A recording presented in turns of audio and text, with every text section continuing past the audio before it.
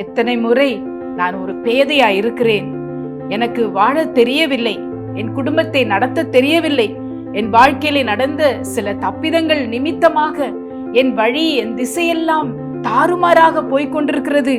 எத்தனை முறை நாம் அப்படி நம்முடைய உள்ளத்திலே சொல்லி வேதனைப்படுகிறோம்.